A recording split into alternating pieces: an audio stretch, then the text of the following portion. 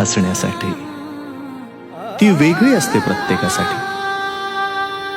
तिच्या सोबतच्या नात्याचं नाव असतं वेगळं प्रत्येकासाठी. कधी प्रेयसी, कधी प्रियकर, कधी नवरा, कधी बायको, कधी भाऊ, कधी बाबा, कधी आई तर कधी ताई. भावना मात्र एकच. कधी हसणार आहे, कधी रडणार आहे, कधी हसणार आहे, कधी रडणार आहे. मी सारी जिंदगी माझी तुला जपणार आहे. मी सारी जिंदगी माझी तुला जपणार आहे. मी सारी जिंदगी माझी तुला जपणार आहे.